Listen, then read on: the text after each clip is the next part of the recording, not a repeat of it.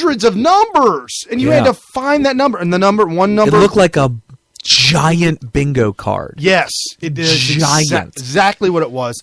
And you had one, and you got the one dot. Well, here's the thing. There was no 338. It was 2 337s in a row. So the ballot actually violated the law in Colorado. And another part of the law in Colorado, each number has to say the delegate's name and who, if they make it known, who they're going to vote for. If the delegate comes out and says, I'm voting for Trump, then when his number and his name is on the ballot, it'll say Trump supporter, Trump, or Cruz, or whatnot. None of that was the case on any of these ballots. So it was absolute the whole insanity. thing was stacked. Yeah, I mean, not only that, but out of all the votes, and who knows who voted? It may have just been GOP people. Who knows who voted? Like establishment people. Right.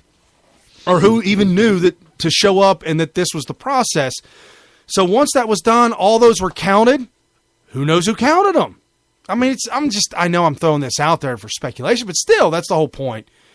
When it was all said and done, only the delegates that were going for Cruz were selected. Oh, boy. So when you say, are they chiseled in stone? Totally corrupt anyway. So, pretty much they are. Yeah, so it's not about being chiseled in stone. It's about not needing to chisel it in stone. Right. That's really what it boils down to. We don't need to send out the order. We didn't even need to do anything.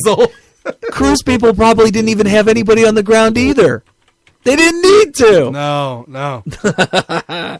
But here's my question. If you're an establishment guy and you really are doing everything in your power to prevent Trump from winning, why do all the delegates for Cruz instead of Kasich? It could have been a Kasich sweep in Colorado and a Kasich sweep in Wyoming. That's true.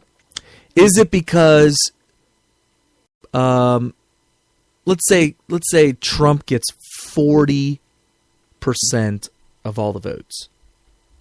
All right. That leaves 60% left. Right. 30 goes to Cruz and 30 goes to Kasich. It just doesn't look right. No. Well, the thing is, they don't want Kasich. We know what the deal is with Kasich. They've been lying to Kasich. They've been telling him, listen, stay in, man. Stay in because we need somebody other than Cruz and Trump. And we're paying you to stay in on the second ballot. Oh, yeah, definitely. Somebody has to be there. Reince Priebus flat out said it's going to be somebody that's running. It's going to be somebody that's running. So he's pretty much saying it's going to be Kasich. However, I think all of it's a big lie.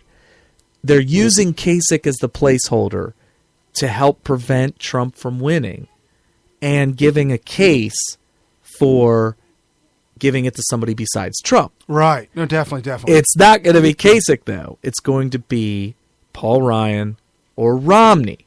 Now, you're probably thinking, how is that going to fly? I'll tell you how it's going to fly. 2 months after that happens, everybody's going to forget what happened. Right.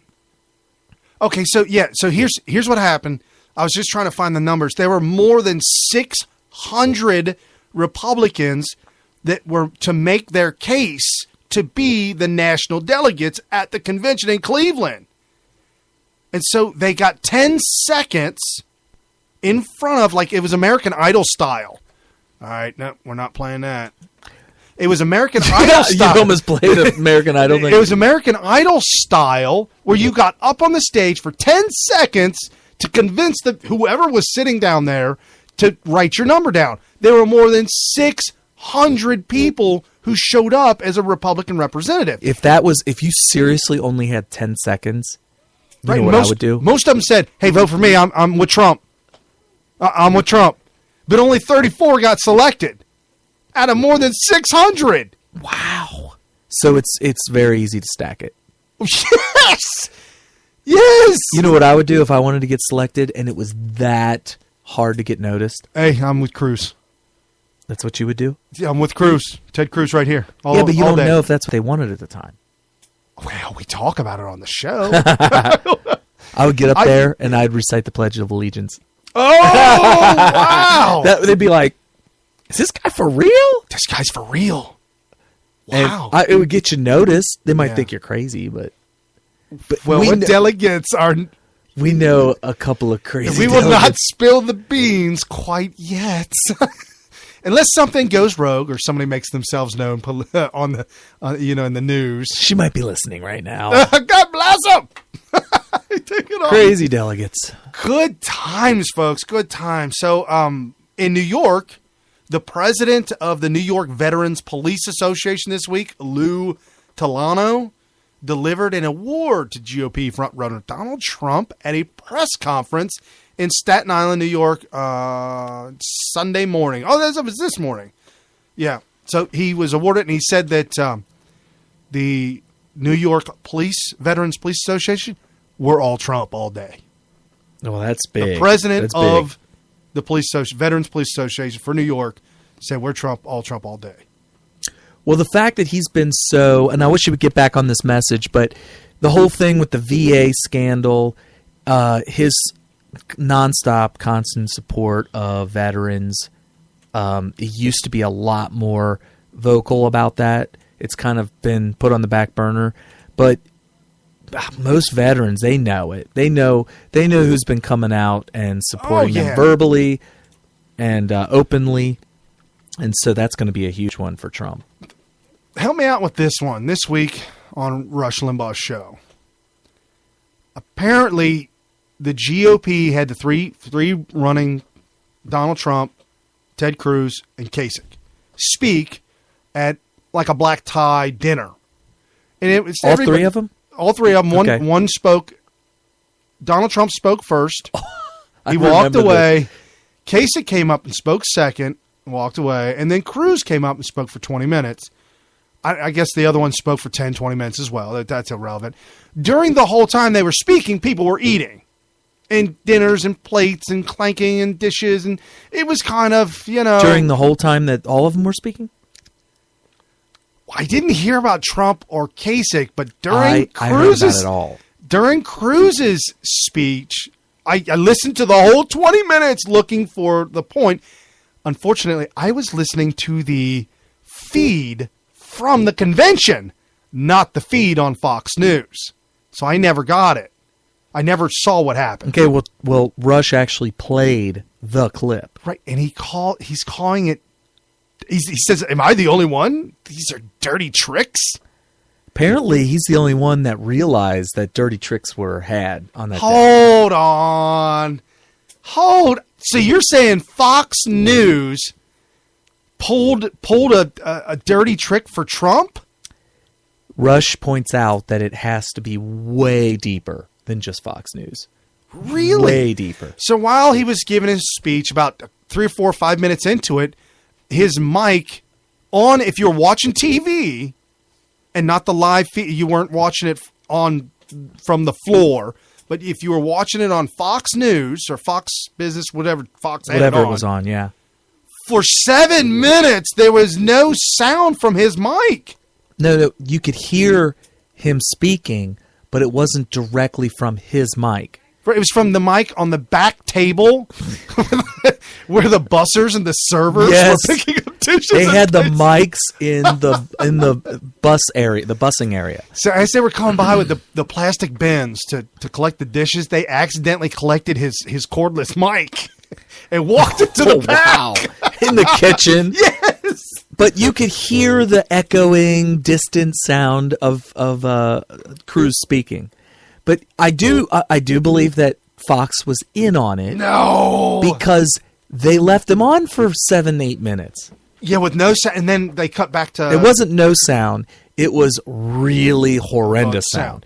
He sounded quiet, and the crowd of the milling about, the eating, and the just the chit chat between each other, you could hear all that, right? Because the mics out in the crowd were on. Right. Here's why I know it goes deeper than Fox News. it needs to be coordinated to make sure that you serve dinner during his speech and not earlier. They all have to be hungry. He said dinner was withheld from the people until 9 p.m. That's when he spoke. And they did not feed anybody until 9 p.m.